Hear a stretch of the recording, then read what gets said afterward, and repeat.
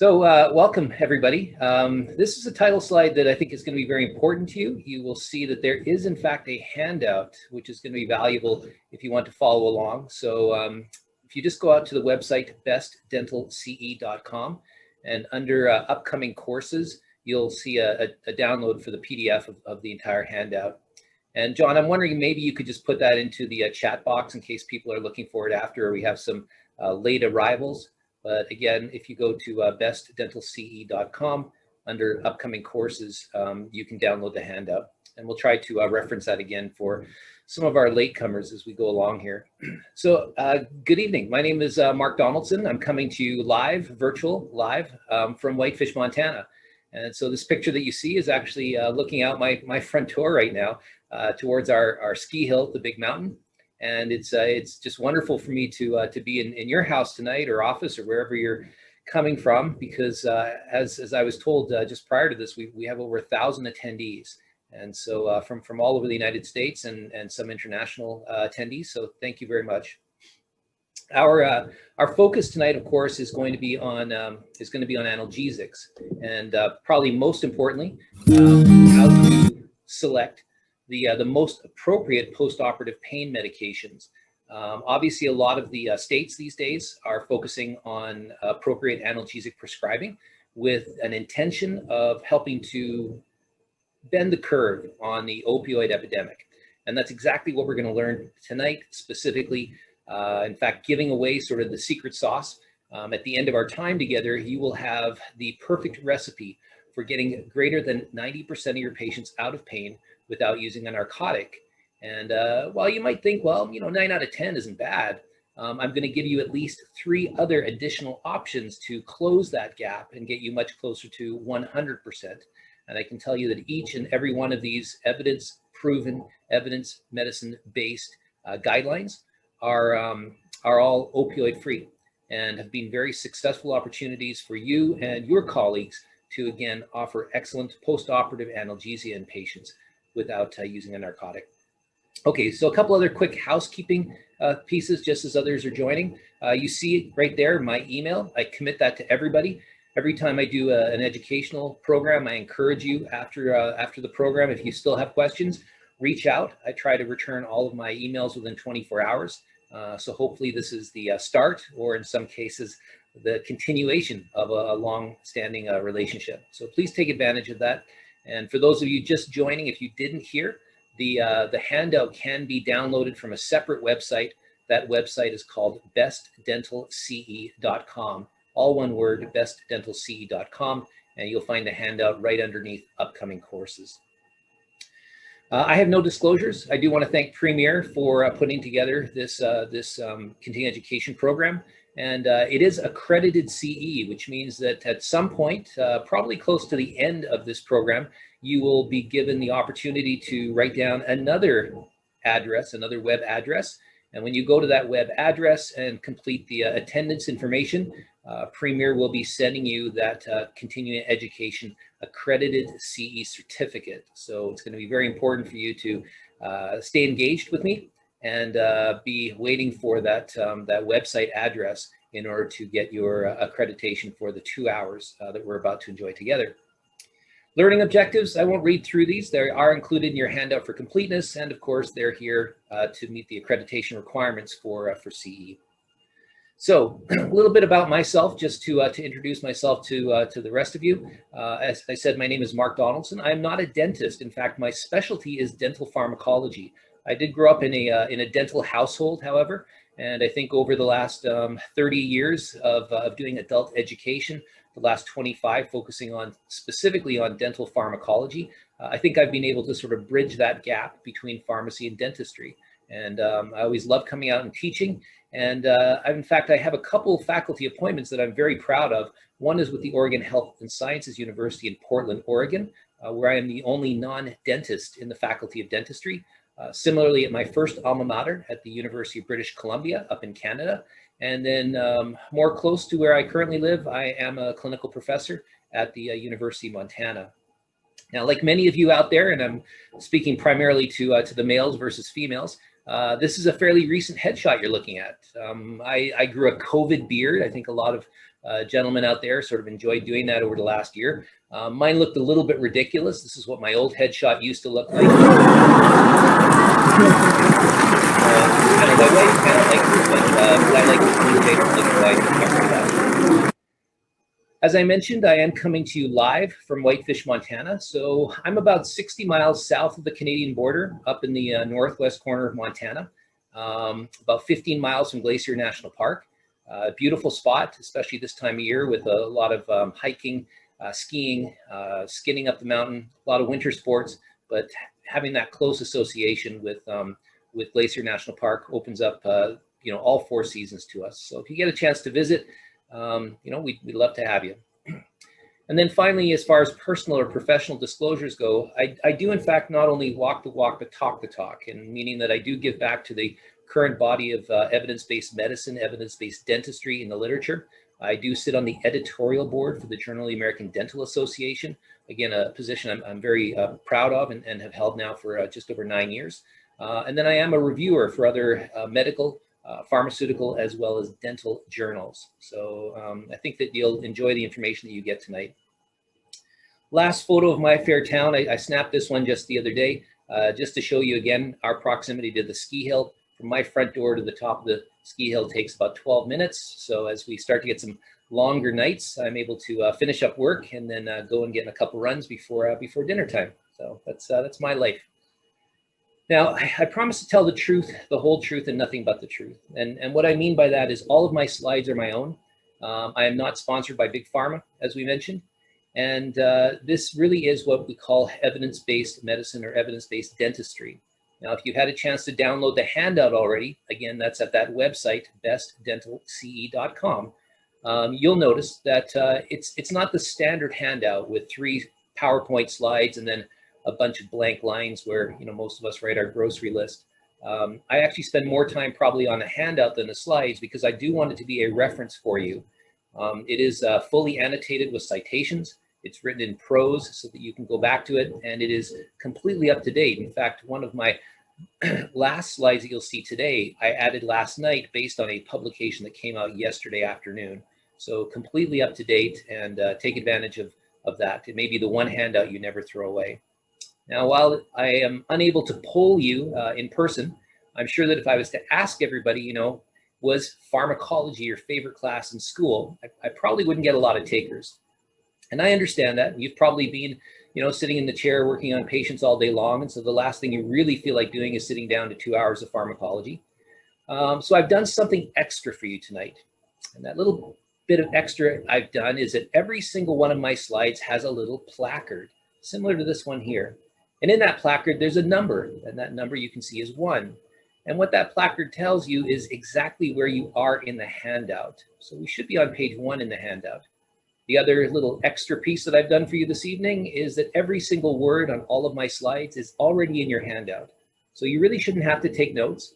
And if you do start to feel a little engrossed and maybe even close your eyes for a few minutes, rather than feeling disoriented, as soon as you open your eyes, if you just look at the slide, it will tell you exactly where you are in the handout. So with that, hopefully we can all get strapped in, comfortable, and spend the next couple hours talking pharmacology together. Now, I love this jumping off slide. It's an important one, and I tend to use it as a beginner slide for a lot of lectures that I do on dental pharmacology. I want to thank again Dr. Burkett and his team that put together this Bible, if you will, in dentistry known as oral medicine.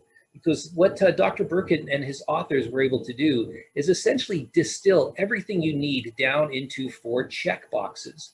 So whether we're talking about, sedation dentistry, implant dentistry, endodontics, prosthodontics, whatever your specialty may be, if you can check off these 4 boxes prior to seeing any patient, you will be setting yourself, your patients, and your team up for success. So if you can remember 4 little things every time you see a patient, this is what sets you, your team, and your patients up for success. The first, of course, on the far right of the slide is relaxation. We have a growing population of patients that are very nervous about going to the dentist. So if you can offer some type of anxiety-free dentistry which may include excellent intraoperative local anesthesia to minimize intraoperative pain. And then the reason, of course, that we're sitting down today is to focus on post-operative analgesia. So if you can check off that box, if you can ensure that you can get your patient out of pain, you will be setting yourself, your team, and your patient up for success. The other ones, which hopefully we'll get a chance to cover in another continuing education episode, is around about bleeding. If you go below the gum line and cause bleeding in that patient, can you get good hemostasis post-operatively? If you feel challenged based on the patient in front of you, who may be on an anticoagulant, an antiplatelet, maybe both of those, and you're looking to do multiple extractions, do you have the tools necessary to get good post-operative wound healing? And if not, maybe this is not the patient that you treat today, or maybe your office is not the place the patient should be treated. Thirdly, you can see drug interactions. And again, really in my area, that's one of the ones I focus on a lot. So understanding the medications the patient is currently taking, and then understanding the medications that you are about to introduce. Can you avoid causing any type of drug interaction in that patient? And then lastly, the idea of us treating a much larger and growing immunocompromised population. This used to be a small population, but given our advances in medical science around about monoclonal antibodies, some of the biologics that are out there, targeted therapies, chemotherapy, we have a much larger immunosuppressed population walking amongst us. And if those patients are being seen in your office, can you protect them from getting an infection, and can you write the appropriate antibiotic to calm whatever infection they may currently have? And so all important things. If the patient cannot mount an appropriate immune response, are you well skilled? Do you understand which antibiotics are necessary for which microbes that you're most worried about? So as I said, I think this is a great sort of just to get you in the mood, get you thinking about pharmacology. Consider these 4 check boxes. And while Dr. Burkett and his team always wants you to think about those, be able to check them off and lead to more successful outcomes, sometimes I, as a pharmacist, look at this a little bit more conservatively, in fact, almost backwards. And I think, if you are unable to check any one of these boxes off, then maybe that's your opportunity to refer that patient. I think it's important for all of us to remember that we don't have to treat all patients all the time. And sometimes the best place for a patient to be treated might not necessarily be your office. That's a tough thing for some of us to learn, but definitely in the best interest of patient care, we should either be able to competently check off all 4 of those boxes, or maybe consider an alternate strategy for that patient today. With that, let's hope you guys are all ready to learn something new.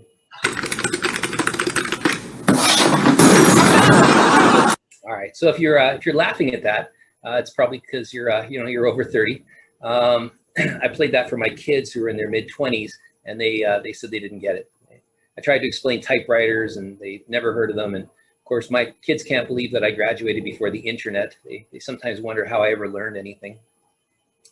So I will say it multiple times. It doesn't matter what state you're in. It's important for you to read your regulations.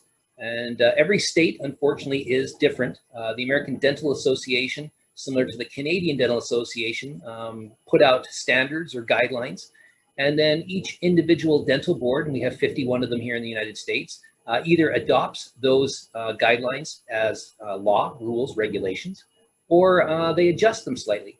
And so every state seems to be slightly different with their rules and regulations. And the onus really is on you to keep up to date. So at least once a year, you want to read your rules and regulations and be up to date. I'm going to give examples as we go along tonight from certain states as to how things have shifted. And it will give you a sense as to how things may be different in one state versus another. But the teaching point here really is to, again, read your regulations. At the end of the day, it's up to you. This is your license. You want to make sure that you're able to check all those appropriate regulatory boxes. For example, here is the Department of Health website at Washington State, very close to where I'm living here in Montana. And you can see that it's very easy to navigate. I've even highlighted the box that they put front and center for prescribers. So you're going to click that box, and the next thing it tells you, front and center again, are the fact that there are new prescribing rules. And in fact, the nice part is they've even given you provider tools. Now, if you're not from Washington State, but from another state, the nice part is everything I'm showing you so far is actually open to the general public. So if your board of dentistry does not offer a similar toolkit, you can go and see what they're doing in Washington State. One of the nice things too, from the Washington State, is that they highlight some of the changes, and that's always good as a licensed practitioner, because if you're only reading your rules once a year, you might not know what has changed, what is the most recent update, and so having dates put in there for you really start to draw your eye to some of the most recent changes. In this case, in Washington State, they have recently, in the last couple of years, introduced a requirement, similar to many of you on the phone here today, that you must have at least 3 hours of analgesic prescribing in order to maintain your licensure. And so I've worked with that group before to put a 3-hour course on. In general, across the United States, it seems that most boards are requiring a minimum of 2 hours. And so that's why we put 2 hours together for this program tonight. Another example here, and this is from the Illinois Dental Board. You can see that if you are going to prescribe controlled substances, let's say narcotics, opioids post-operatively, you have to consult the prescription monitoring program, the PMP, or sometimes called the PDMP, prescription drug monitoring program for your state. You have to be registered with it. And again, they offer how-to videos and things like that. So just some different examples from different state boards. Here, of course, is the Illinois prescription medication program. And so if you are a licensed prescriber in Illinois, hopefully you are already registered with this database. And prior to prescribing any controlled substance in a patient, you are consulting the PMP because it's in your rules, similar to many of the states that we have represented today. Jumping back to Washington State, again, I wanted to use one sort of consistently as an example. They have continuing education requirements, which we talked about. And here in Washington State, 3 hours is the requirement. But as I said, for most states, it tends to be around about 2 hours. These hours count towards meeting applicable continuing education requirements for dental license renewal. So very useful to spend time with us tonight in the comfort of your own home or office to check that box. Okay, so let's jump into analgesics, pain management, and sort of the heart of pharmacology. Now, if you want to get some shut-eye for the next hour and a little bit, and don't want to have to listen to everything I say, here's the history of medicine in one slide. Everything you need to know. In 2000 BC, we were told to eat this root. 1,000 years later, we learned that root is heathen, say this prayer. In the 1850s, we learned that prayer is superstition, drink this potion. The 1930s, that potion is snake oil, swallow this pill. In the 1970s, that pill is ineffective, take this antibiotic. And in 2021, today, that antibiotic is artificial, eat this root. Now, I'm not sure if you share my sense of humor, but whenever I teach on pain management in particular, I like to lead off with this slide because it really does demonstrate, certainly in the backdrop of pain management, that things are still in flux. Even today in 2021, we don't have that panacea, that magic bullet, that one drug that works well in all patients all the time. And part of the reason for that is because the definition of pain is whatever the patient says it is.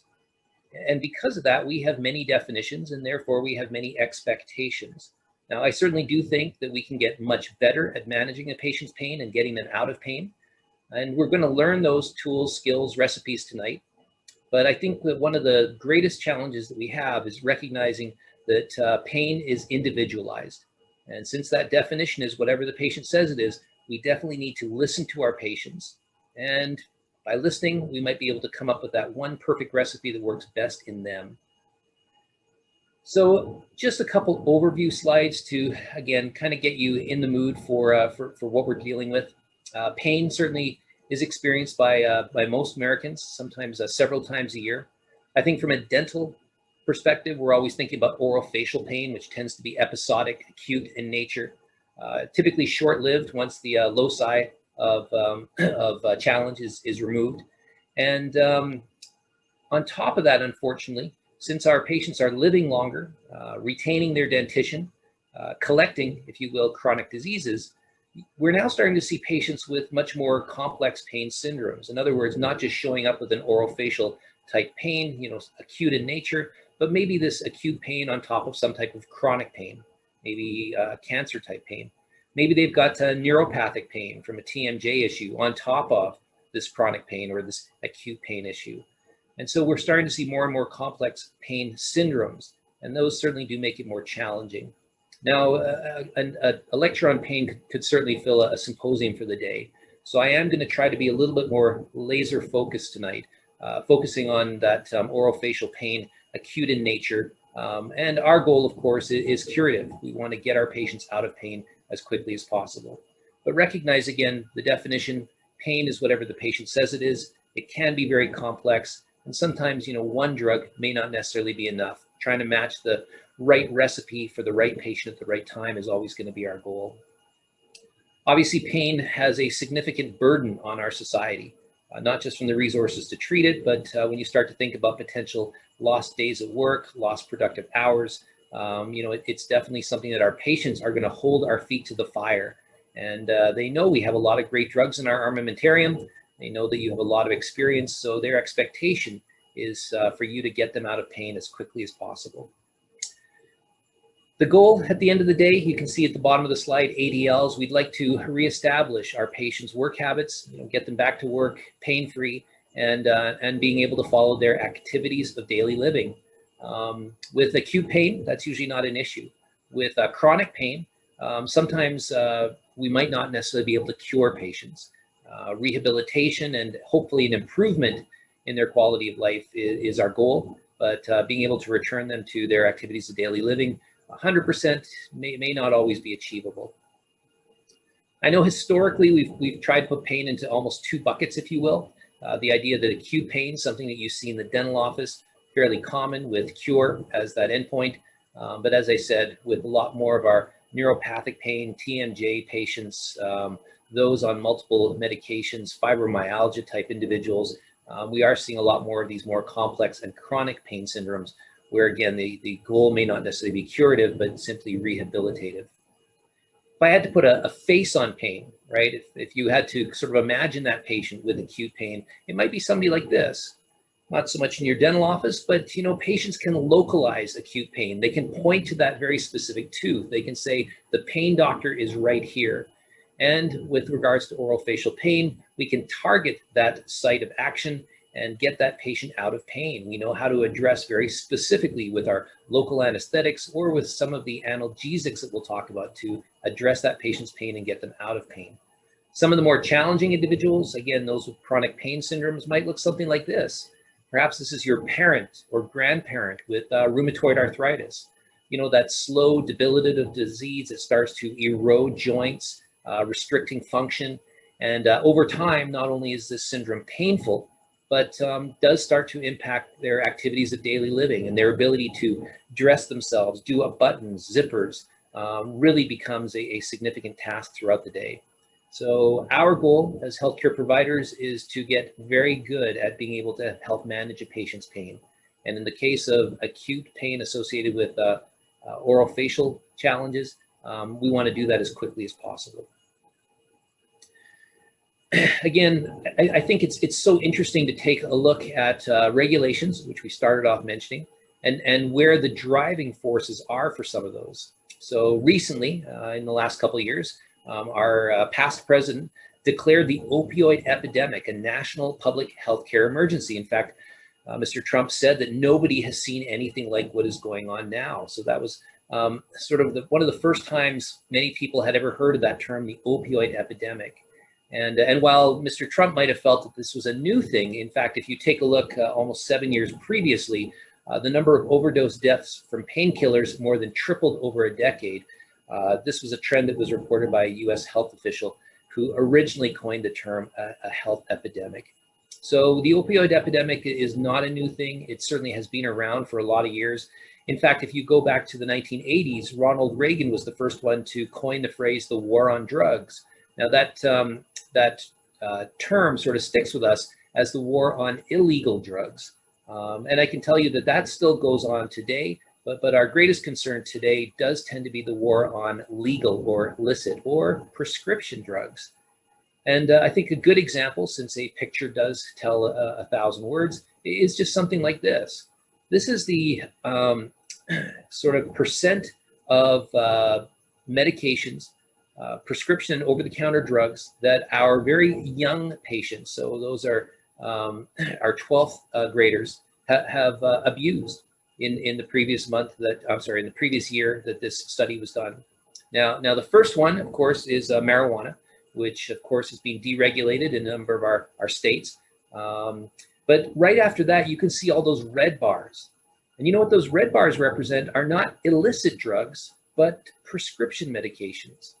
And so this really is that new war on drugs. Not so much that we're not worried about illicit medications, but that the drugs of abuse these days tend to be prescription medications. And unless our kids, unless our patients, people are, robbing pharmacies for their opioids, the way that they get a hold of these medications is from the prescriptions that we write. And so that really needs to stick with you. The way the patients, kids are accessing prescription opioids is because of our overprescribing of those medications. My goal tonight is to help you understand why you should not be prescribing opioid medications, narcotics, especially since pain secondary to dentistry is due to inflammation, and narcotics are not anti-inflammatory agents. So that's kind of the soapbox that I'm standing on tonight, but we'll learn more about it as we go along. But hopefully a picture just like this helps to encapsulate the current problem of the opioid epidemic and how we need to make a change. Headlines like this out of the USA Today showing that greater than 18,000 deaths per year, more than 40 patients an hour showing up in our emergency departments with life-threatening overdoses secondary to prescription drug abuse. And again, how do patients get a hold of prescription drugs? Primarily from the prescriptions that we write. Being a Canadian, I don't want to say that this is an American-centric problem. All of us in North America and other countries share in this challenge. You can see here some information Canada, the number of pharmaceutical opioid-related deaths exceeds the number of deaths from motor vehicle accidents involving alcohol. So we are challenged north of the border as well with this opioid epidemic.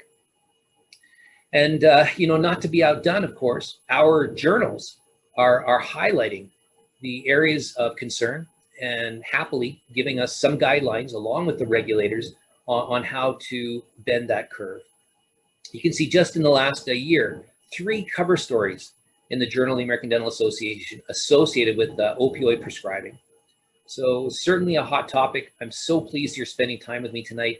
But more importantly, in the next hour and a half, I am going to give you tools, recipes, things that can actually change your practice at chairside starting tomorrow or Monday morning, whenever you return to the office. So, and I think that that's always valuable. That's why we go to continuing education classes, because we want to learn something new and we do want to improve. Finally, as I try to step down from my soapbox, you have skin in the game. It's been demonstrated that dentists follow primary care physicians as the second leading prescribers of immediate release opioids, and therefore you have skin in the game in trying to bend that curve. So hopefully you are starting to think a little bit more about the drugs that you write for post-operative pain management. And in some of our patients who may be used to that Vicodin, Percocet, Lortab, Tylenol 3 that you have historically been writing for, you're able to help educate and help with the opioid abuse prevention efforts that are out there through your education and appropriate prescribing of non-opioid analgesics. All right, so what should you be doing? So you won't believe what happened with Watley today. It got back to him that I made this little dentist joke, and he got all offended. Those people can be so touchy. Those people. Listen to yourself. What? You think that dentists are so different from me and you? They came to this country just like everybody else in search of a dream. Kramer, he's just a dentist. Yeah, and you're an anti-dentite. I am not an anti-dentist. You're a rabid anti-dentist. Oh, it starts with a few jokes and some slurs. Hey, Denty! Next thing you know, you're saying they should have their own schools. They do have their own schools. Seinfeld there. I think what's one of the most amazing things is that Seinfeld actually went off the air over 20 years ago. But I like that because it starts our creative, our educational juices going by reminding us that the importance of continuing education. We want to learn. We want to learn new things. And why do we want to learn? Well, because we want to get better, but also because sometimes we're regulated to do so. So again, here is the Washington State Board of Dentistry updated guidelines that say the dentist shall consider prescribing non-opioid analgesics as the first line of pain control, printed directly right into the updated guidelines for Washington State and many others. Now are in fact directing you in the rules, in the regulations, not to be considering opioid analgesics for patients as first line therapy. So you are already being regulated to make change. Now, when we talk about the management of pain, definitely, since the definition varies from patient to patient, a multimodal approach oftentimes is the best way to go. You can have physical interventions with, TENS machines, Vibrojects if you use that with your anesthesia delivery, counter stimulation, we're all aware of that. Psychological techniques, sometimes difficult to employ in a dental office, but certainly relaxation techniques. In some cases, TENS machines. I know some dentists that swear by acupuncture, acupressure. But our goal tonight to be laser focused to give you the tools that you need to take home and start implementing are really going to look at the drugs. And specifically the drug classes include the non-opioid analgesics. You saw directly from the Board of Dentistry in Washington. They're spelled out specifically there. So that will be our workhorses. Of course, I will mention the opioid analgesics because even after this lecture, if you still insist upon writing for opioids, I want to make sure that you do it safely and knowledgeably.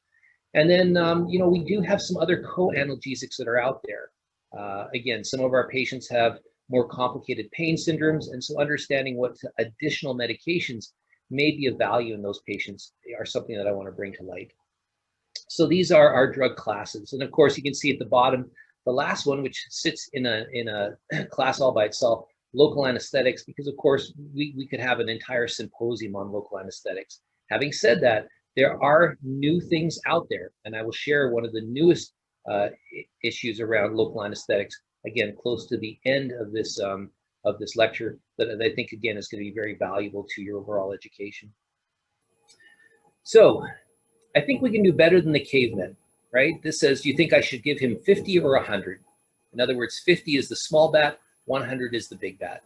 And, this translates well to 2021 today. Oftentimes we think, more is better, bigger is best. If a little works, then more should work even better.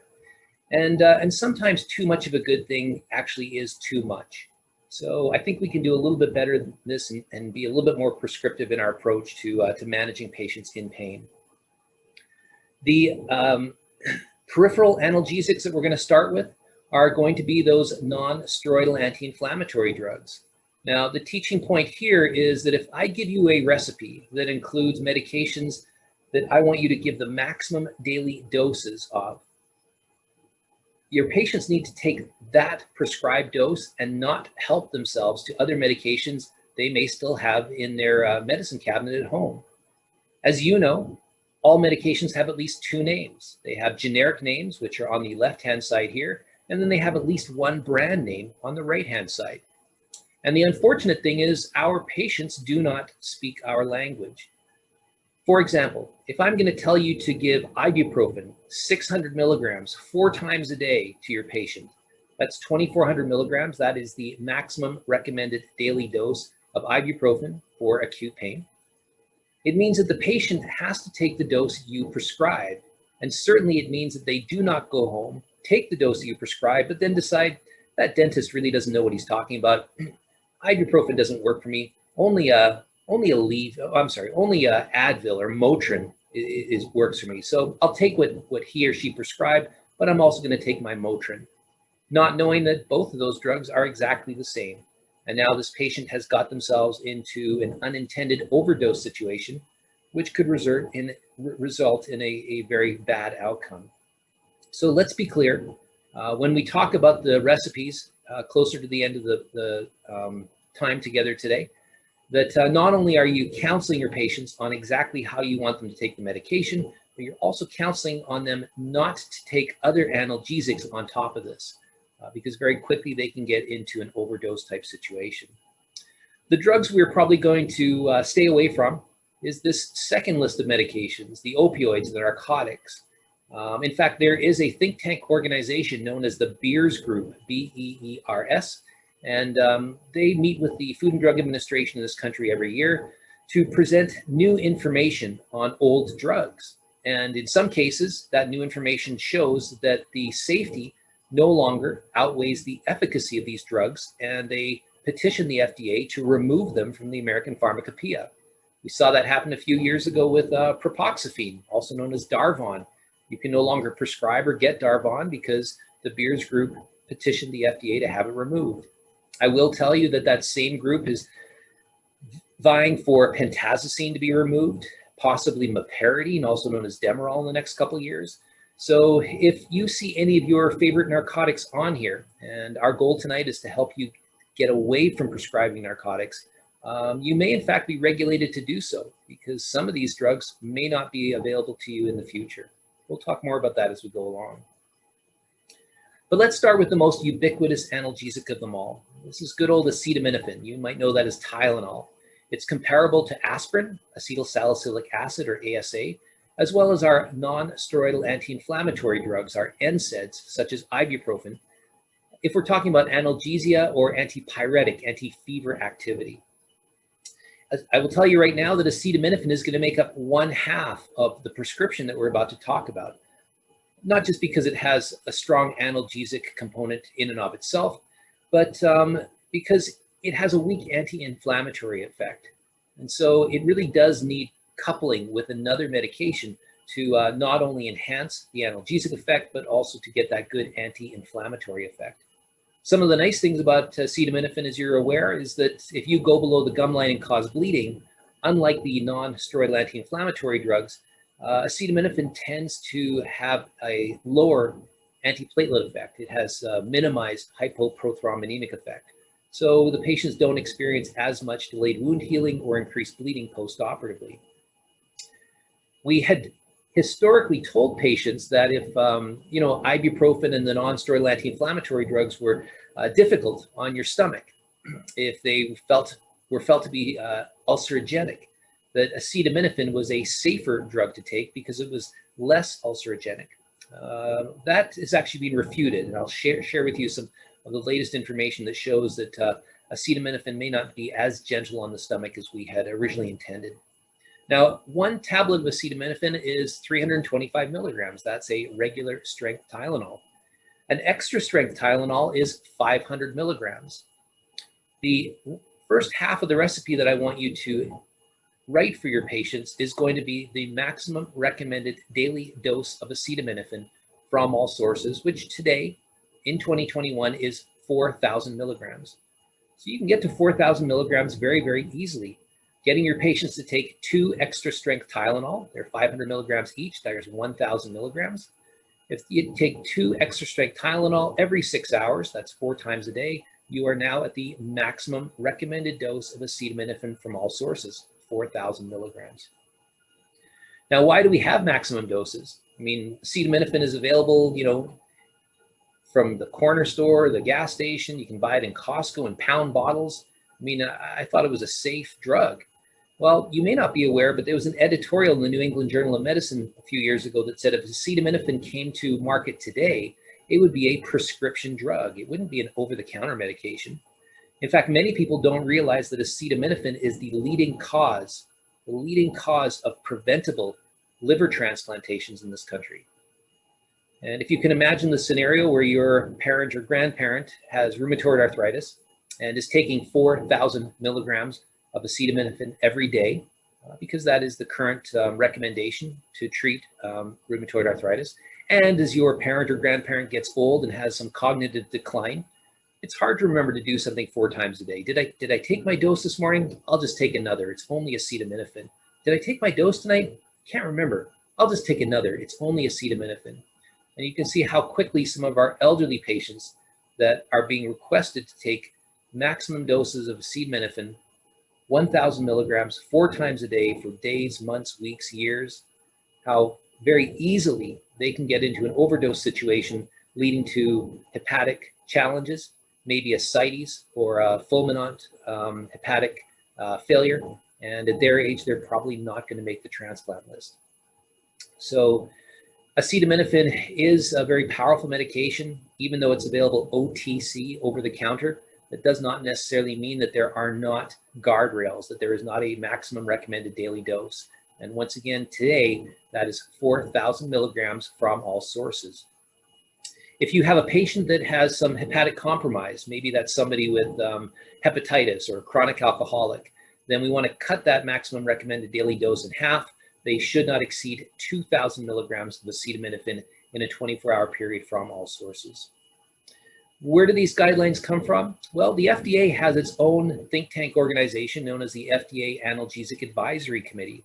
And that advisory committee is a non-pharma sponsored think tank group that scours the literature, stays up to date, and then makes recommendations on appropriate analgesic prescribing. There's also a group from the Facts and Comparisons team, as well as you may be familiar with the Physician's Desk Reference, or PDR, for non-prescription drugs. And there is consonance amongst all of these experts that as of today, 2021, the maximum recommended dose of acetaminophen from all sources is 4,000 milligrams. Now, being a little bit more conservative, pharmacists tend to follow our gurus, Goodman and Gilman, and some of our other pharmacopoeias that suggest the maximum recommended daily dose should probably be closer to 3,000 milligrams. And then, as we said, in our patients that have hepatic compromise already, hepatitis type patients, chronic alcoholics, others, they really should take that maximum recommended daily dose in half, down to 2,000. Now, if you've bought acetaminophen recently, and I've been very particular in my language, if you've bought it recently, you might be thinking, Mark, I'm not sure you're right. I bought Tylenol the other day, and clearly on the bottle it says I should not exceed 3,000 milligrams a day. And you're right, Johnson & Johnson, who markets acetaminophen, came out and actually put on their label telling you, the consumer, not to take 4,000 milligrams a day, but 3,000. And if you think about it, why would a drug company, a for-profit entity, actually change the labeling on their best-selling product, telling you to take 25% less? And I think the only reason, which is obvious, is that they know that their drug is dangerous. And in the next few months, if not years, don't be surprised if the FDA does in fact lower the maximum recommended daily dose of acetaminophen from all sources from 4,000 milligrams, where it is today, to 3,000 milligrams. So we'll see more of that coming as we go along. Now, this is an old slide, and I make no apologies for it because it makes an excellent teaching point. And you'll see why it's an old slide in a minute, but this is a list of what we call shotgun preparations. Now, shotgun preparations are simply drugs that have more than one active ingredient. The first two, of course, are just plain Tylenol. We already know that a regular strength Tylenol contains 325 milligrams, and an extra strength Tylenol contains 500 milligrams of acetaminophen. What you may not know is that the rest of the drugs on this list, these shotgun preparations, not only contain a narcotic, but also contain a significant amount of acetaminophen. In the case of Vicodin ES, not only do we have a narcotic component, but we also have 750 milligrams of acetaminophen. If Lortab is the drug that you typically prescribe post-operatively for dental pain, it doesn't just have a narcotic in there, it has an additional 500 milligrams of acetaminophen. And so this is the reason I've been very particular in my language, saying over and over again, today, the maximum recommended daily dose of acetaminophen from all sources is 4,000 milligrams.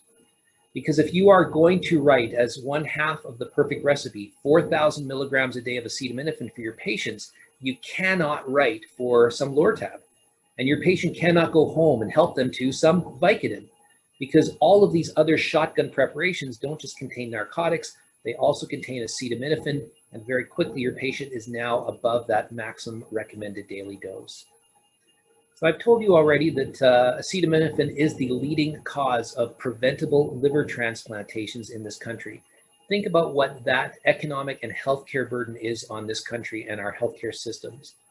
Well, the FDA has recognized that and in fact came out with a statement a few years ago now that limits the total amount of acetaminophen in these shotgun preparations to 325 milligrams. So the reason I said that this is an old slide is because other than Tylenol extra strength, all of these other numbers have now been changed to 325 milligrams. So the only way you can get more than 325 milligrams of acetaminophen in a single tablet is to give an extra strength Tylenol. But all of the other shotgun preparations contain a narcotic, and they are limited to only an additional 325 milligrams. Now, I think what's so interesting about this Analgesic Advisory Committee is that was the first step in their two-step suggestion to the FDA.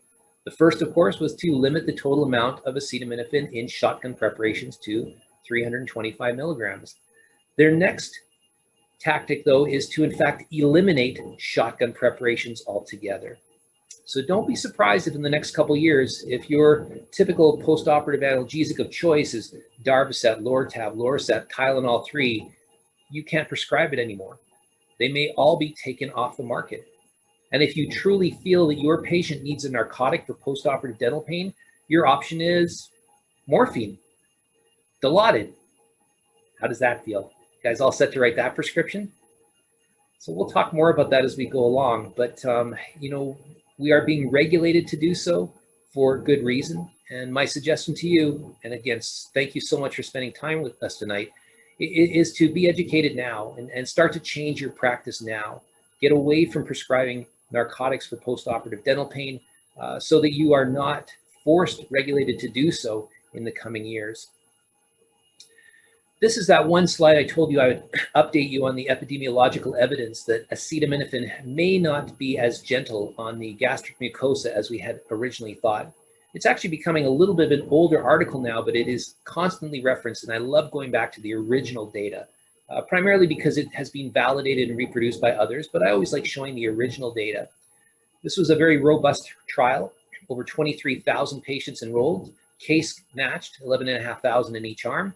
And what they showed was that patients that received acetaminophen at any dose, their relative risk for developing a peptic ulceration or bleed was about 1.3-fold over baseline.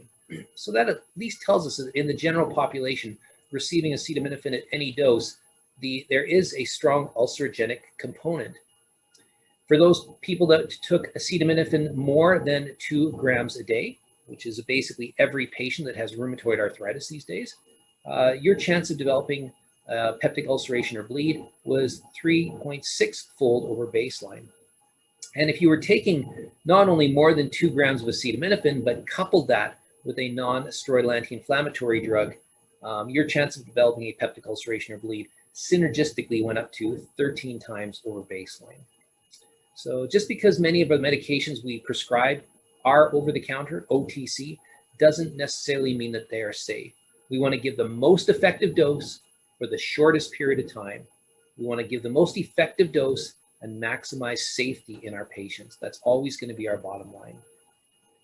Now, there's lots of different studies out there, and I'm not going to try to burden you with a lot of study information, especially at this time of the evening for some of my friends out on the East Coast. But I think that this is a nice, very small trial that really drives home the teaching point that acetaminophen, is in fact very hepatotoxic. This very small study took 20 young, healthy males, and gave them the typical dose for treating rheumatoid arthritis in our geriatric patients, 4,000 milligrams of acetaminophen every day for a few weeks. And what did they see?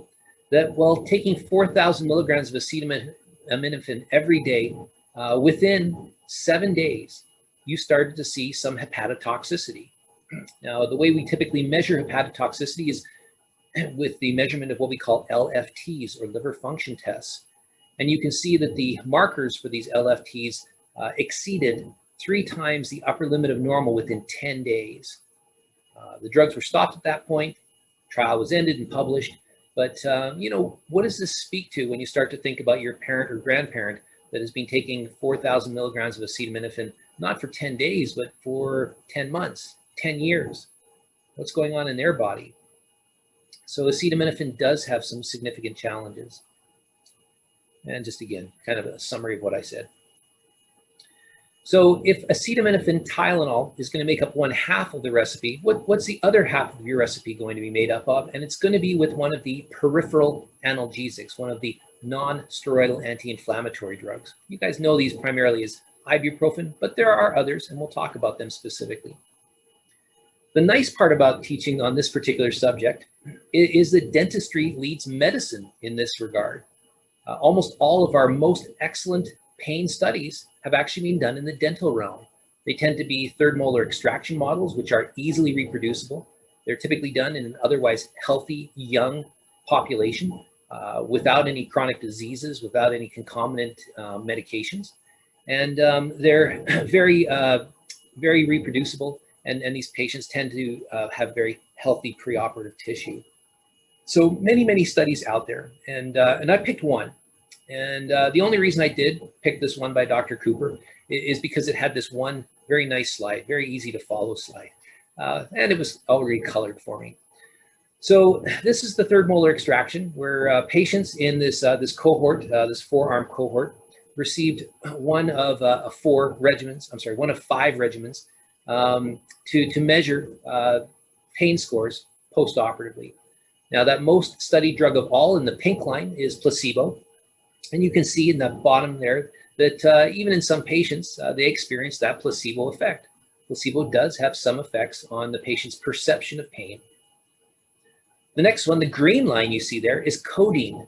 And not just regular codeine, but this is 60 milligrams of codeine. Same amount of codeine that is in 2 Tylenol 3 tablets. So it seems like a pretty big dose of codeine. And I'll tell you that even though the graph seems to show that codeine is better than placebo, it really isn't. In fact, in medical terms, we oftentimes say that codeine is a crappy drug. I know that doesn't really sound medically appropriate, but that's really what we do say. And that's brought forward or proven in the next couple here, because in the aqua line, what you see are 2 aspirin. 650 milligrams of aspirin looks to be at least twice as good as codeine in managing post-operative dental pain following third molar extractions. So why in medicine do we say that codeine is a crappy drug and really no better than placebo? Because what happens when you add 60 milligrams of codeine to that 650 milligrams of aspirin? Well, that's shown in the purple line. And you can see that at the end of 4 hours, there's no difference. Codeine has not done anything better than aspirin alone, except for potentially adding some additional side effects to the patient. And that's really why we say codeine is a crappy drug. But who wins out the day? Well, in this study done by Dr. Cooper, you can see that 400 milligrams of ibuprofen was the preferred agent in getting patients out of pain and sustaining that post-operative analgesia above all other regimens. Now, as I said, there's been many studies since Dr. Cooper's information came out. And what we have learned is that the ideal dose of ibuprofen for acute pain is probably closer to 600 milligrams. And in fact, you're going to be giving that 600 milligrams 4 times a day for a total of 2,400 milligrams. Now, I'm always having people say, Mark, I thought that the maximum recommended daily dose of ibuprofen was 3,200 milligrams. In other words, 800 milligrams 4 times a day. And while that's true for chronic pain syndromes, acute pain associated with dentistry, 600 milligrams 4 times a day really is the maximum recommended daily dose. Going up to that 800 milligrams 4 times a day simply gives you more side effects, not more analgesia, and that's not what we want to do. We want to give the most effective dose, so that's going to be 600 milligrams of ibuprofen 4 times a day, maximum 2,400 milligrams in a 24-hour period for the shortest period of time. So hopefully just 1 or 2 days. We'll talk more about that as we go along. In fact, this is not my opinion. As I keep mentioning, I am driven by evidence from the medical literature. So you can see this, this meta-analyses, which of course is the highest level of medical evidence. Grade 1A recommendation, recently published in the Journal of the American Dental Association, clearly says that non-steroidal anti-inflammatory drugs, drugs such as ibuprofen, should be considered as the drugs of choice to alleviate or minimize pain of endodontic origin. In situations where the non-steroidal anti-inflammatory drugs alone are not enough, they should be combined with acetaminophen. And so those are the two drugs that are going to make up our original recipe, if you will. Maximum daily doses of acetaminophen, 4,000 milligrams. Maximum recommended daily doses of ibuprofen, 2,400 milligrams. How do these peripheral analgesics work, the non-steroidal anti-inflammatory drugs? Well, as I've mentioned, pain secondary to dentistry is due to inflammation. And inflammation is mediated by chemicals in our bodies known as prostaglandins. So if you can inhibit prostaglandin synthesis, you can block inflammation. You can get your patients out of pain. And so that inflammatory response typically elicits pain, inflammation, and fever, as well as vasodilation. And so the non-steroidal anti-inflammatory drugs block prostaglandin synthesis, getting our patients out of pain, inflammation, and fever. Now, again, I recognize it's late for some of us. Last thing we want to think about is some of this theoretical pharmacology. So let's take a look at a picture. It's just so much easier. Up in the top of the slide here, what you see is you're going below the gum line. You're causing bleeding in a patient. Remember that every cell in our bodies has a cell membrane that's made up of a phospholipid bilayer. When you disrupt that phospholipid bilayer, you cause bleeding. And the body is very resourceful. What the body does is it takes those broken down phospholipids and converts them via phospholipase A to arachidonic acid. The body is then going to do one of two things. It's going to convert that arachidonic acid to cytoprotective prostaglandins. Those are prostaglandins that are going to go back to that area that you have caused bleeding in, and they're going to cause platelet aggregation. They're going to stop bleeding. They're going to cause healing. These are the same sort of cytoprotective prostaglandins that line our gastrointestinal tract. If you remember, our gastric contents are very acidic, around about pH of 2. And the reason that we don't all suffer from ulcers and we don't all suffer from autodigestion is because these cytoprotective prostaglandins line our gastric mucosa and save us from the idea of gastric erosion from our very acidic gastric contents. The other thing the body is going to do, being again very resourceful, is taking those arachidonic acid molecules and converting them to inflammatory prostaglandins. These are the prostaglandins, the chemicals that tell the patient something's going on here. We're going to increase blood flow to that area, cause vasodilation. We're going to raise your temperature, that's the fever. And we're going to cause pain to let you know that there's something going on here that needs attention. So that's the good and the bad effects of our body trying to heal itself. The non-steroidal anti-inflammatory drugs, drugs such as ibuprofen, block the conversion of arachidonic acid to these cytoprotective prostaglandins as well as these inflammatory prostaglandins. And by blocking, what I mean is they block the effects of the enzymes that cause that conversion. These enzymes are known as cyclooxygenase enzymes. And they're abbreviated there as COX-1 and COX-2. So that's exactly what the non-steroidal anti-inflammatory drugs do. They block the production of prostaglandins, and therefore they eliminate pain, inflammation, and fever. Now, if I was to ask you, what are some of the side effects of ibuprofen? What are some of the side effects of the non-steroidal anti-inflammatory drugs? Well, some of you will say that, well, they delay wound healing post-operatively. Maybe they cause a little bit more bleeding post-operatively. Well, it's because they block the production of some of these cytoprotective prostaglandins that cause platelet aggregation. Some of you may also say, yeah, I think that those ibuprofen type drugs can also upset patients' stomachs. They can cause ulcers. And again, it's because they not only have good effects, but by blocking the production of cytoprotective prostaglandins, they block the production of those prostaglandins that line our gastric mucosa. So all drugs tend to have good effects and bad effects. And it's always that balance that we're driving.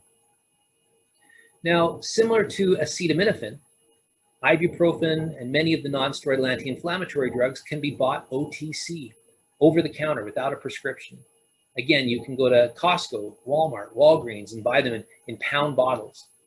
But please remember that these drugs do have maximum recommended daily doses, and bigger is not necessarily best. More is not always better. In fact, I love this one article, again, getting old now, but I love the primary literature, because what if I told you that in 1997, in this country, non-steroidal anti-inflammatory drugs killed as many patients as AIDS did? See, when I frame the discussion that way, now you might be thinking a little bit more about these non-steroidal anti-inflammatory drugs. Are they really as safe as we've always assumed? We really need to pay attention to those maximum recommended daily doses and make sure our patients do not exceed them, because they can have some very negative downstream sequelae. Again, from the medical or dental-based evidence, again, a new meta-analysis systematic review that was done in the Journal of the American Dental Association clearly says that the use of non-steroidal anti-inflammatory drugs may be considered relatively safe when prescribed at the most effective dose and for the shortest period of time. So we know the two drugs that are going to make up our original recipe, acetaminophen and ibuprofen at maximum recommended doses, but how long should we give them, Mark, if we want to keep our patients safe? And this study clearly shows that you can give that combination for up to 10 days before you have to worry about some of these gastroduodenopathies. But in fact, the recommendation that I'm going to make is you want to give it the most effective dose for at least 24 hours, maybe 48 hours. But if patients still have significant pain after taking the recipe that we're providing, then they need to come to see you. I wouldn't leave them just hanging out there for 10 days taking these maximum daily doses, but still being in significant pain. If after 48 hours of being compliant with the recipe, if they still have pain, they need to come back and see you. So what is this baseline risk of ulceration that we talk about? You know, are all non-steroidal anti-inflammatory drugs created the same, or are some better, safer than others? Well, you and I, leading our semi-stressful lives, have about a 0.2% per year chance of developing some type of peptic ulceration or bleed. The risk is higher in men than in women, and it's certainly increased at least 4-fold in people that take non-steroidal anti-inflammatory drugs chronically. As I said, it is a range. And if, in fact, if you take a look at that range, as demonstrated here, the least ulcerogenic, if you want to translate that as the safest non-steroidal anti-inflammatory drug, is good old ibuprofen, which is why I selected it as being 1/2 of our recipe. At the other end of the spectrum of non-steroidal anti-inflammatory drugs is a drug you know as ketorolac, also known as Toradol. Toradol is the only non-steroidal anti-inflammatory drug that actually has a black box warning from the FDA. It says, "Dear doctor, if you are going to use Toradol in a patient, you cannot use it for more than 5 consecutive days. It is the most ulcerogenic of all the non-steroidal anti-inflammatory drugs." So if all of these non-steroidal anti-inflammatory drugs all have the same mechanism of action, if they all do the same thing, if they're all equally effective, if the only thing that differentiates them really is their side effect profile, why would you not want to take the opportunity to give the safest? And the safest one, as we know it today, is ibuprofen. So we want to select the non-steroidal anti-inflammatory drug with the lowest toxicity, ibuprofen, and then give the most effective dose for the shortest period of time. Now, one of the opportunities that I had when I worked up in Canada at the Kootenay Lake General Hospital is one summer I worked with an internist, and we brought in some students from Selkirk College, young, healthy men, and we gave them maximum daily doses of ketoprofen. That's one of our non-steroidal anti-inflammatory drugs there, maximum daily dose of ketoprofen for 30 days. And then every week what we would do is we would scope them. We would do an endoscopy and take pictures just above the lower esophageal sphincter to measure and see what type of chemical erosion or negative impact this non-steroidal anti-inflammatory drug was having. Just one of the cases that we had, this is a young gentleman who, after 1 week of maximum recommended daily doses of ketoprofen, you started to see some petechiae, some redness, maybe some inflammation and swelling, again, just above that lower esophageal sphincter, taking a very standard dose of ketoprofen that, again, many of our rheumatoid arthritis patients have been taking for years.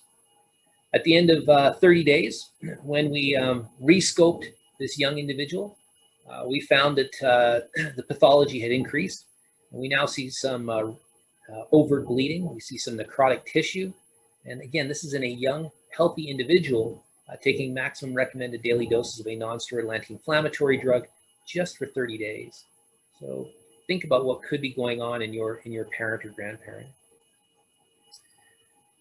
Now, if ibuprofen is not your drug of choice, if you say, you know, I've tried it, Mark, but my patients swear by diclofenac, or I really prefer to use Aleve or naproxen or naproxen, that's fine. Again, these drugs all work by the exact same mechanism of action. They all do the same thing. But please remember that they all have maximum recommended daily doses. So whichever one you think works better, whichever one your patients think works better, that's fine. Just do not exceed the maximum recommended daily dose from all sources for these agents. And as we've shown already, but I want to emphasize, while there is excellent evidence demonstrating that maximum recommended daily doses up to 10 days is safe, we really want to, reduce that as much as possible. We want to set our patients up for success. And as I said, 1 or maybe 2 days of maximum recommended daily doses should be enough to see improvement, if not complete amelioration of pain. Certainly, if there is no improvement after 2 days, ensuring patient compliance, they do need to come back and see you. So here's that perfect recipe. Promised that I would build the story towards this. This is a very simple mnemonic, 3 numbers. That's all you have to remember. The numbers are 2, 4, and 24. The idea here is that you're going to be giving 2 drugs, 4 doses for 24 hours. And we've already learned that those 2 drugs are ibuprofen and acetaminophen. In the case of ibuprofen, 600 milligrams every 6 hours. And in the case of acetaminophen, 1,000 milligrams, 2 extra strength Tylenol every 6 hours for 24 hours. 2 drugs, 4 doses for 24 hours. Now, some of you are looking at this thinking, that's not going to work, Mark. You don't understand the kind of dentistry that I do, the kind of patients that I see. And while I don't want to just disagree with you, I do want to tell you that the way this works is with compliance.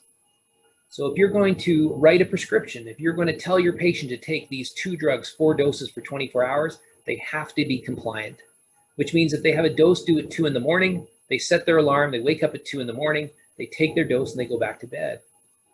If that patient is compliant, if they can take these 2 drugs, 4 doses for 24 hours, I can guarantee that they're going to see improvement within 24 hours. And if they're not markedly improved, they can continue on this regimen for 48 hours. But as I've stated a few times now, if after 48 hours they don't have significant improvement or complete amelioration of pain, they need to come back and see you. So let's set our patients up for success. I don't know if any of you out there have ever tried to do something 4 times a day for 2 or 3 days. It's hard to get it right. So let's set our patients up for success with compliance. Why not give them the first dose of these drugs in your office before they leave? Now they're only responsible for 3 doses. In fact, let's take it a step further. Let's set your patients up for success even more. Why don't you give them these drugs, right? You could spend one weekend, go to Costco, get a big bottle of Tylenol, get a big bottle of ibuprofen, put together little compliance packs for your patients. And as they're about to leave your office, they take the first dose and you send them home with the next 3 doses of medication that they need. They don't have to go from your office to the pharmacy to home. They have everything they need. And you can, put in a little gift bag with maybe a juicy juice or a yogurt or a Gatorade. People love free stuff, as well as, of course, your marketing information. But let's try to set our patients up for success. Really counsel them on being compliant.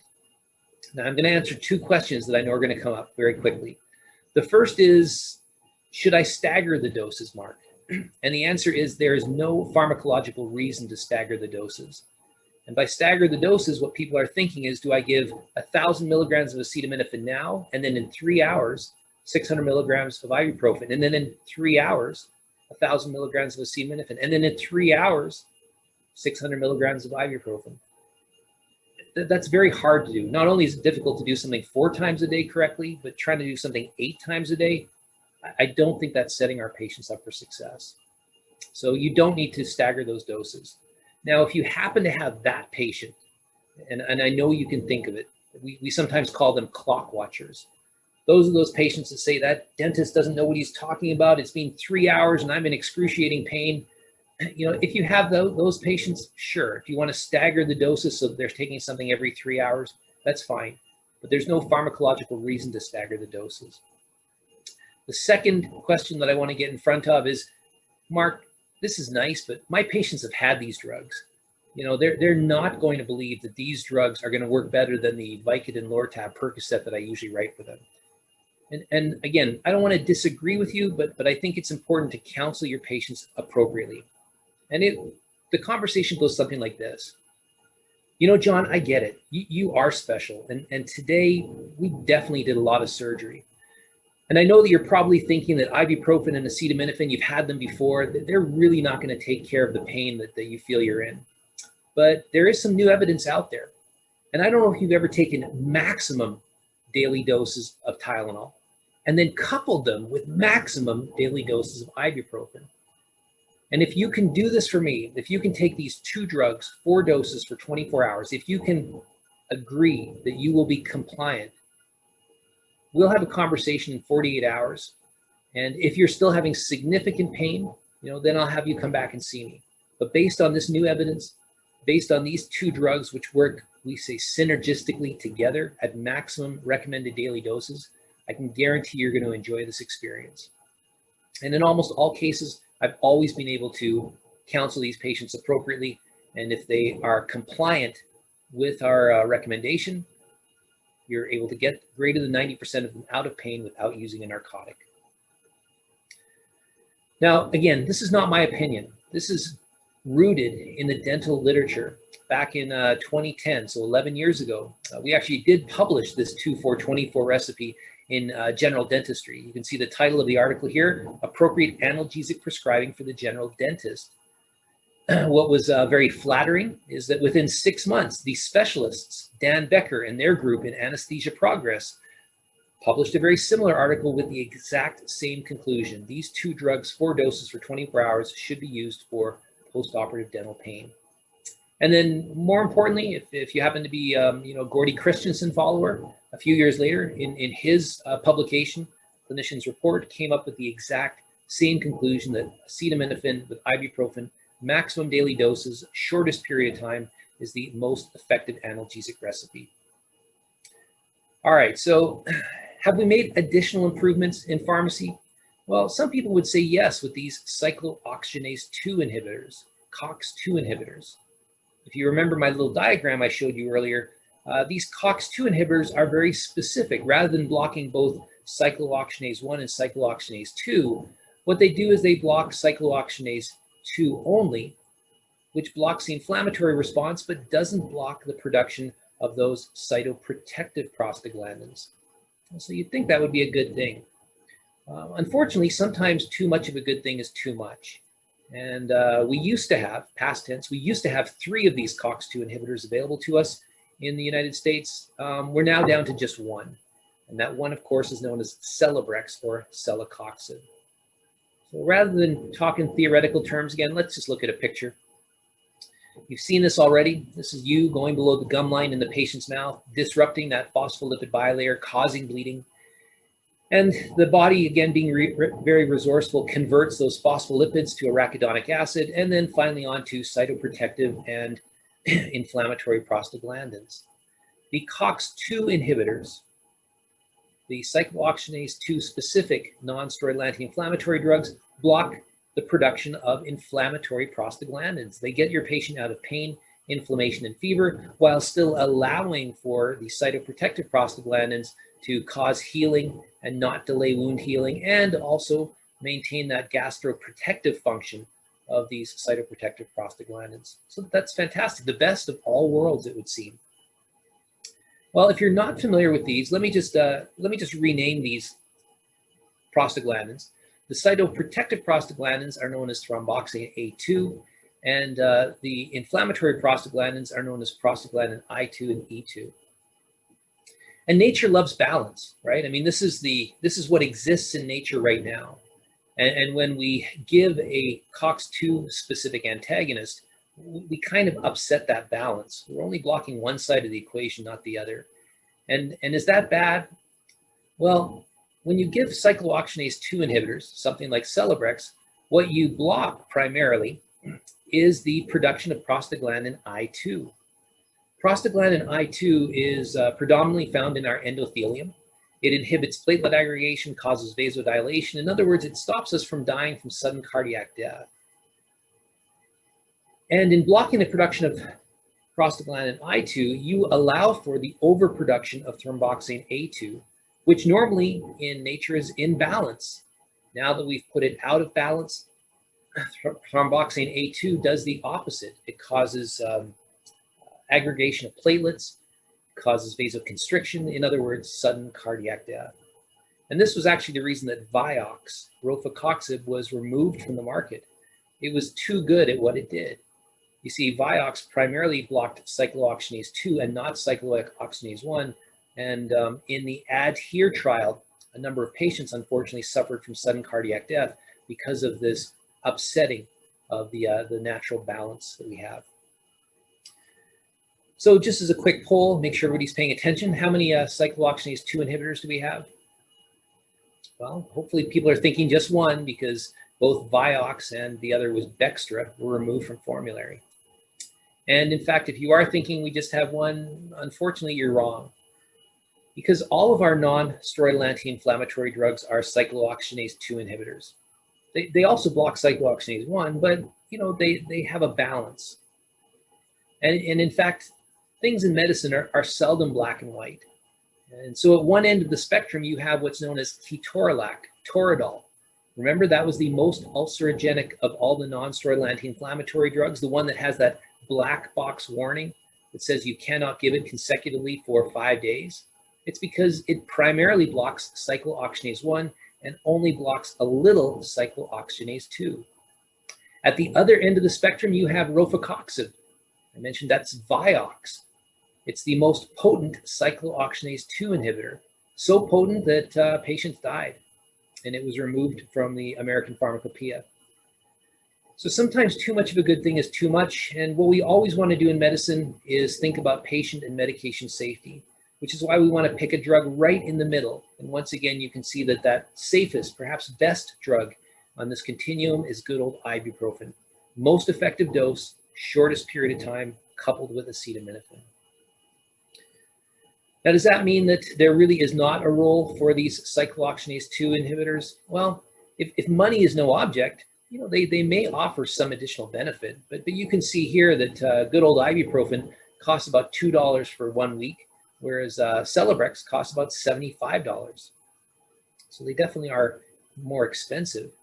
I will say that if you have patients on blood thinners or anticoagulants, that may be an argument to give a drug like Celebrex instead of a drug like ibuprofen, because of that hypoprothrombinemic effect that is caused by the non-steroidal anti-inflammatory drugs.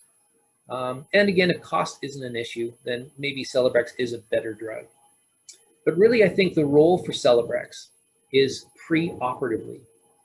Now, this is the opposite, where medicine leads dentistry. Because in a lot of our orthopedic cases, we have done clinical trials and have found that if we give patients 400 milligrams of Celebrex 30 minutes prior to their total knee arthroplasty or total hip arthroplasty, that the patient's pain medication requirement post-operatively following these very big, painful orthopedic surgeries is greatly diminished.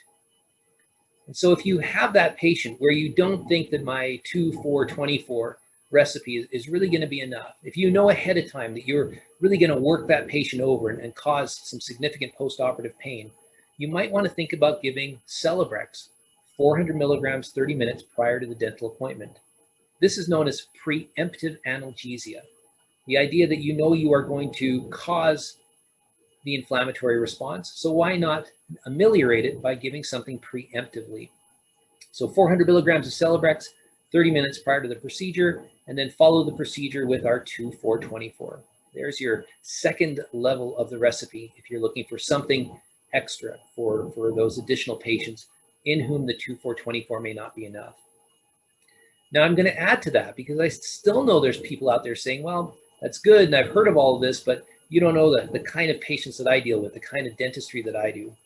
Well, let me give you one other option. There is a recent article published in the Journal of the American Dental Association, actually featured on the cover, again, a meta-analysis, the highest level of evidence-based dentistry, that suggests that a single one-time intraoperative injection of dexamethasone reduces early and late edema as well as trismus and pain following third molar extraction. Think about that. A one-time single intraoperative injection of dexamethasone up to 10 milligrams may be that last piece of the puzzle you're looking for. And why dexamethasone? Well, we already know that the glucocorticoids are very effective anti-inflammatory agents, right? Oftentimes we might give oral dexamethasone post-operatively, let's say 4 to 8 milligrams twice a day for 2 to 3 days after a dental procedure. In some cases, people give dexamethasone preemptively, again, 4 to 8 milligrams, 30 minutes prior to the dental appointment to ameliorate the inflammatory response. In fact, some of you out there might remember the Medrol dose pack. This isn't dexamethasone, this is methylprednisolone, another glucocorticoid. And the strategy here was that post-operatively, patients would take this Medrol dose pack, and the day of surgery, they would take the first 6 tablets. The day after surgery, they would take the next 5 tablets. The following day, they would take 4 tablets. And the following day, they would take nothing because they can't get off the toilet and they've had to call in sick. But they're too embarrassed to come back and tell you this. See, what you're looking at is a marketing gimmick. There is no reason to taper exogenous steroids unless you give them for longer than 14 consecutive days. It takes 14 days of exogenously supplied glucocorticoids to suppress the hypopituitary axis and cause potential adrenal issues. If you're giving these drugs post-operatively for dental pain, as long as you give them for less than 14 days, you don't have to taper them. And you certainly don't want to give these very heroic doses, 6 tablets of methylprednisolone, followed by 5 tablets of methylprednisolone, because not only are they strong anti-inflammatory agents, they do have significant side effects. And in fact, your patients would appreciate it if you did not give them such heroic doses. But again, you may not have heard this because patients are too embarrassed to tell you. So this is a marketing gimmick. It's also one of the reasons why Medrol dose packs are actually very hard to get. Now, you can still write for a Medrol dose pack, and the pharmacist will type out labels and give you the generic and explain to the patient how to take them properly. But please stay away from tapering and giving these heroic doses of steroids. You should not be prescribing steroids for more than 14 days in a row. Not to be outdone, the dexamethasone folks, of course, did have their own tapered doses. They have a 6-day, a 10-day, and a 13-day dose pack. But as you've already heard, it takes 14 days of exogenously supplied glucocorticoids to suppress the hypopituitary axis, and the idea of tapering steroids anywhere less than 14 days is not required. This is a marketing gimmick. Why dexamethasone? Why is that article featuring dexamethasone in particular? Because a little goes a long way. Not only is dexamethasone a very potent molecule, it also has a very, very long half-life. And as you saw from that article, the authors described a single one-time intraoperative dose of dexamethasone up to 10 milligrams. And why do you only need a single one-time intraoperative dose? Well, it's shown right here clearly on this slide. That single one-time intraoperative dose of dexamethasone can give you up to 6 days of analgesia. Orally, I mean, it still works pretty good, up to 2.5 days. But if you've already got the patient numb, simply giving the drug as an injection, very similar to an infiltration, up to 10 milligrams gives you that additional analgesic coupled with the 2,4-24, maybe even coupled with that preemptive celecox that we talked about. And this is the recipe that will get greater than 95+% of your patients out of pain, and we haven't even mentioned narcotics. Now, just a couple quick teaching points on dexamethasone. Obviously, it comes in many different dosage forms. There's the tablets up top. There's the example of some of the injectable formulations. If you happen to subscribe to this and you give your patients this one-time intraoperative injection of up to 10 milligrams, please realize that dexamethasone injectable comes in different concentrations. I know it may seem like a simple teaching point, but let's face it, in dentistry, we are always used to giving 2 milliliters of liquid, right? There's always 2 milliliters of liquid in your local anesthetic cartridges. We know exactly what that looks like. So if you're used to giving 2 milliliters of liquid, I would suggest you buy the 4 milligrams per milliliter of dexamethasone. 2 milliliters is going to be 8 milligrams. That's less than the 10 milligrams suggested, so you're in the safe zone. And the reason I think that that's important is because if you are not the buyer in your office, and whoever buys your drugs takes a look in the pharmacopoeia and sees that this week, this other strength, 10 milligrams per milliliter of dexamethasone is cheaper, so they're going to buy that, and you're always used to giving 2 milliliters, now instead of giving 8 milligrams, you could be giving 20 milligrams, more than twice what is recommended, and that could lead to some challenges. So it doesn't matter to me which strength you choose, just be consistent and don't change. If you want to always use the 10 milligram per milliliter because that means you're only giving 1 milliliter of volume, that's perfectly fine.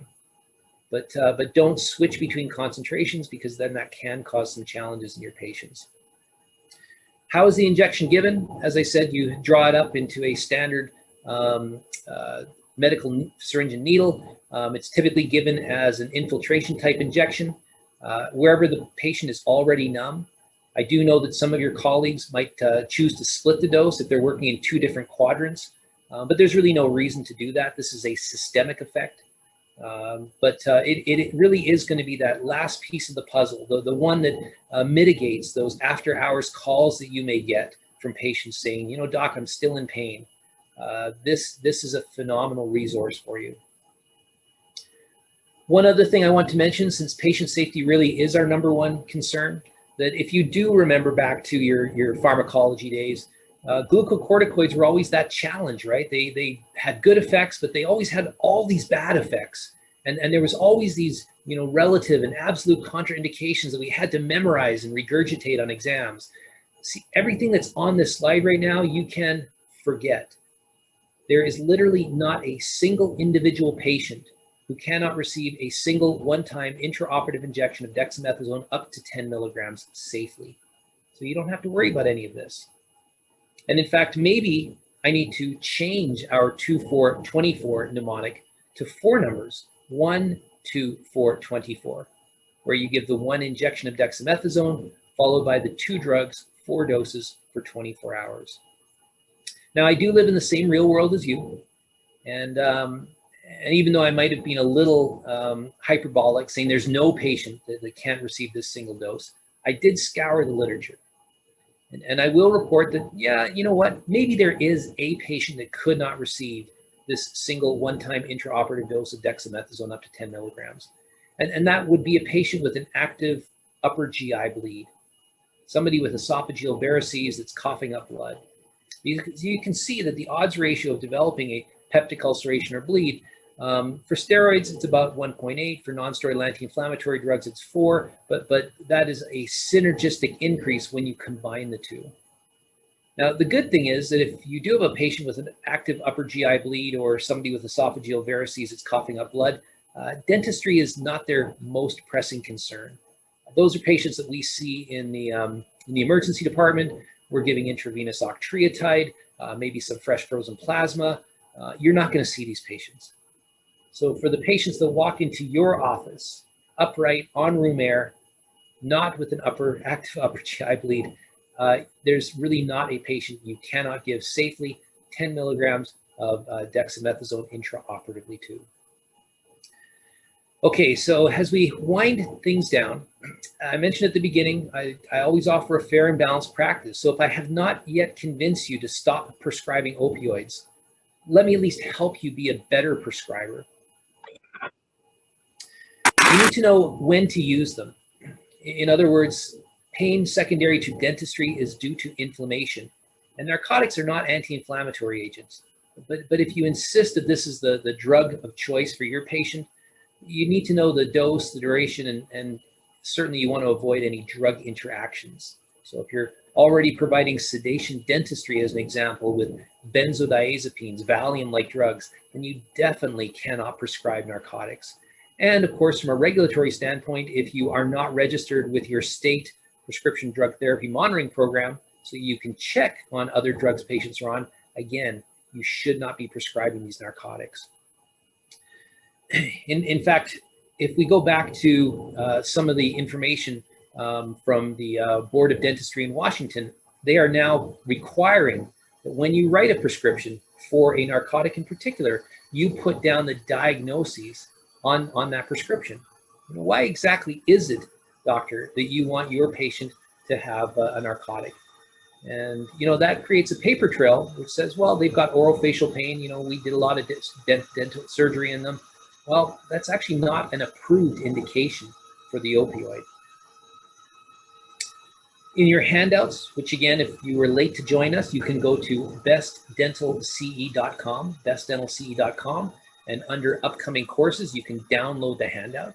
And in the handout on page 6, I've given you this table. We call this an equi-analgesic dosing chart. And the reason I've supplied it to you is, we unfortunately do have some patients that come into our office that are already on narcotics.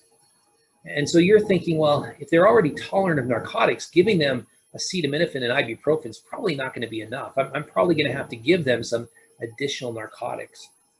And this chart will help you to calculate what a reasonable dose may be. So, for example, if I have a patient that comes into the office and they're taking 80 milligrams of Dilaudid, 80 milligrams of Dilaudid every day, and I do a lot of dental surgery on them, I work them over, and I think, boy, I want to give them some good pain relief.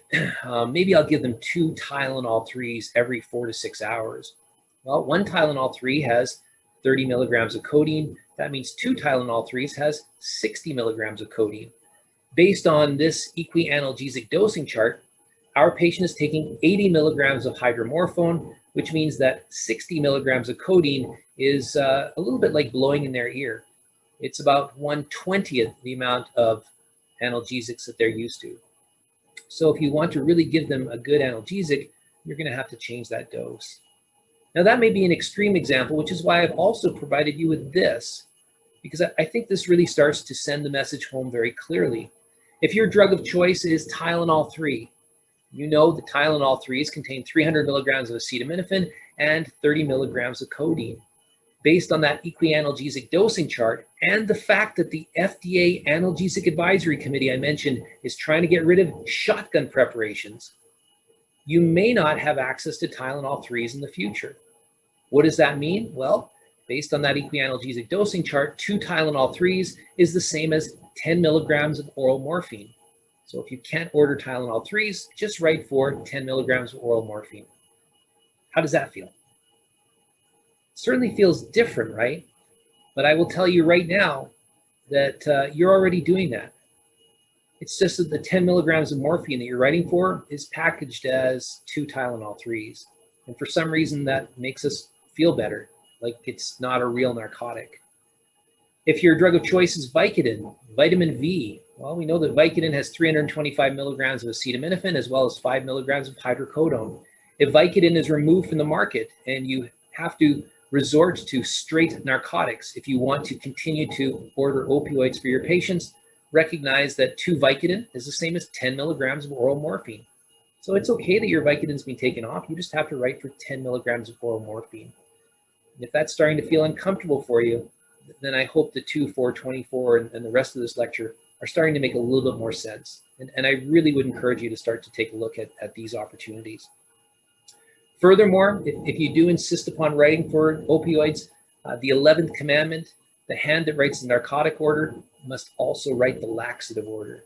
Your patients will thank you for this, because especially in our older patients, even a single dose of a narcotic or opioid is enough to put them off of their regular routine. So if you're going to write for narcotics for post-operative dental pain, you definitely need to counsel your patients on increasing their fluid and fiber intake, and you may want to even consider co-prescription with a stimulant laxative. Oftentimes I get the question also, well, Mark, I have success with this, and if you're telling me I can't prescribe them, could I just prescribe a little? How much is too much? And I like this question because if you're not familiar with the recent literature, there have actually been medical physicians and dentists put in jail and charged with manslaughter because of the prescriptions that they have written. In other words, they wrote enough narcotics for a patient. If they were to take them all at once, that was enough for them to commit suicide with. So Dr. Jason Goodchild and myself actually worked on a paper, which you'll see in a minute. And we determine what the safe number of narcotics is if you still wanted to write for them. Now, some of the regulators, and again, in this case, the state of Washington, the board there has already determined that if you still want to write for narcotics, you cannot exceed a 14-day supply. You know, that's one way to look at it, but you just never know how much people are going to prescribe on a day-by-day basis. So 14 days seems like kind of a long amount of time, but again, maybe it depends on how much the patient is taking every day. What Dr. Goodchild and I did was take a look at all of the currently available formulations of narcotics, and based on M&M data, that's morbidity and mortality data, we were able to determine the maximum number of units of any narcotic containing agent out on the American Pharmacopoeia that would keep you safe. And that number is 12. In other words, as long as you don't prescribe more than 12 Vicodin, 12 Lortab, 12 Percocet, 12 Tylenol 3s, you will not be putting a loaded gun into a patient's hand. Those drugs, those doses, if taken all at once, should not be enough to cause a patient's demise. So really, we have tried to keep you as safe as possible, and I would still prefer that you don't prescribe these, but if you are going to, please make sure that you never exceed more than 12 units of any narcotic for a patient. You can see also that the guidelines, again, in your state, probably similar to the Washington state, requires patient evaluation as well as putting information on controlled substances into that patient's record. This includes referencing the state prescription drug therapy monitoring program, which we talked about. So for my Washington state colleagues, again, I know you're familiar with this, but it tells you right front and center how to get to that prescription monitoring program. The PDMPs have done phenomenal work in pulling in data over the last 5 years. And in this one more recent publication, they clearly showed that while we are trying to do better at reducing the number of opioids that get prescribed, we are still seeing some challenges. And I'll just jump to the conclusion here. Again, this was some Washington state data, but a total of 10% of all dental visits in the last couple of years still involved opioid prescriptions. And if the procedures were invasive, that number went up to 36%. So we still have a long way to go, but through educational opportunities such as tonight, hopefully we will make an impact on appropriate analgesic prescribing post-operatively. I think that you have some stats that stick with you, sentences that just are with you and they roll off the tongue. And this is one of them that always sticks with me, that 1 in 16 patients prescribed opioids after a surgical procedure will become a long-term user. Try to remember that. I mean, that's a phenomenal figure. 1 in 16 patients, due to the misprescribing or overprescribing of opioids, becomes an abuser. An estimated 70,000 people died in the United States due to opioid-related drug overdoses in 2017, and that number has not gone down significantly in 2020. And then finally, approximately half of these were attributed to prescription opioids, which gets back to my very first slide, that this is the new war on drugs. The old war on drugs still exists, the war on illicit drugs, but the new war on drugs is definitely this war on licit or prescription drugs. And the only way patients get these, if they're not going to break into a pharmacy, is from the prescriptions that we write. Remember, you have skin in the game. So what are our dental boards doing? What are the regulators requiring? Well, documentation. They're requiring, as you can see here, referencing the prescription monitoring program, querying that and being registered with that site. For my Washington folks, I think you already know, but for completeness in your handout, I've included the website address. I think this last piece that I just want to finish up with is equally important, because while we have seen an opioid epidemic, one of the solutions has been to make available the very specific reversal agent known as Naloxone.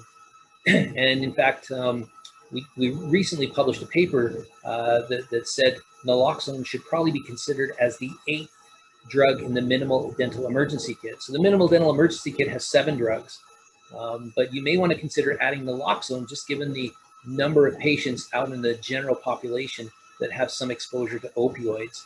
And in fact, this is embedded in some of the regulations, not just Washington State, which I'm showing here, but I know other states now are requiring, if you are a dentist and you are going to prescribe a narcotic, you also have to prescribe naloxone.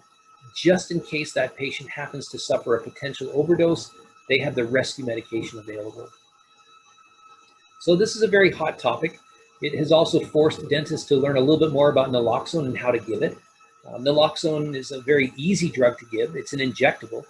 The good thing is it gets into the body very easily, whether you give it intravenously, intramuscularly, subcutaneously, or as you can see in the pictures here, how do our EMTs do this in the field when they discover an unconscious John Doe who has overdosed on a narcotic? They give it intranasally. And in fact, you can either buy the intranasal spray, which costs about $150, or you can draw up the injectable formulation, remove the needle, and attach a mucosal atomization device. Very similar to that top right picture. You see that soft, spongy little lure lock to lure lock device. And then you simply spray the drug, splitting the dose between each nostril. And that may be a less expensive way to go in your office if you wanted to administer the intravenous, the IV formulation intranasally. In many cases, the EMTs do this because it helps to avoid potential needle stick issues. As I said, there is a commercially available formulation available now, but the challenge with it is it costs about $150. There is a generic that is due out anytime soon by Teva. Hopefully it will impact that $150 price tag. There is also an auto injector. I don't know if people are familiar with this auto injector, but Evzio was made to be patient friendly. So if you happen to have a colleague, friend that overindulged a narcotic outside of a healthcare facility, you could have this essentially auto injector that could inject into them and save their life. The challenge with this is it costs about $4,500 list price. The wholesale acquisition price is closer to about $2,500 for, again, 0.4 milligrams of naloxone. All right, so just want to do a quick time check there. We're actually right on time, and I'm just up with my last couple notes I wanted to share with you. I promised at the beginning an update on local anesthetics. Many people out there don't know that just a couple years ago, lidocaine turned 70. Phenomenal drug. Last year was its 73rd birthday. Here we are, it's turning 74. And so, again, a recent publication said, is there anything else really new after 70 years? Meaning in local anesthesia, have we seen any advances? And I think a lot of people would agree that the idea of buffering local anesthetics certainly has created an opportunity for better, more controllable, more accurate, profound local anesthesia intraoperatively. And when you couple excellent intraoperative local anesthesia with excellent post-operative analgesia, that it really is the perfect combination. If you haven't heard of this drug, that's great. I want you to close your ears for the next 3 slides. But there was a new medication brought to market called Exparel. Exparel is liposomal bupivacaine. It's essentially our standard bupivacaine, but the molecules of bupivacaine are wrapped in a liposome, which gives it sort of a bit of a long-acting controlled release mechanism. Studies that brought this to market were done in patients undergoing bunionectomies and hemorrhoidectomies, very painful surgeries. And the idea here was that intraoperatively, if you injected this liposomal bupivacaine, you could get sustained post-operative analgesia without using a narcotic. And so it was seen to be a good drug at the time for combating the opioid epidemic that we've been talking about. In fact, it's labeled by the FDA as a new drug. And that new drug class is a non-opioid, long-acting analgesic. And so that really helped with the marketing and sort of attachment of prescribers to this particular drug. The good news is that it did give some patients up to 96 hours of pain relief. It could be injected, as I said, intraoperatively in these orthopedic type patients, and decrease narcotic requirements post-operatively. The bad news is it's expensive. It costs about $378 per injection. It's not approved for block anesthesia. And if you do use it, you cannot use any other local anesthetic.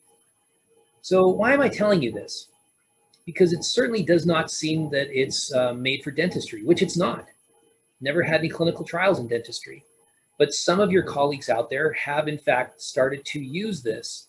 And you can see here, one gentleman actually took out an advertisement, and their testimonial was that limiting the number of prescription available to patients helps serve the effort of curbing the opioid abuse effort. And that's why they felt they had justified the use of Exparel in dentistry.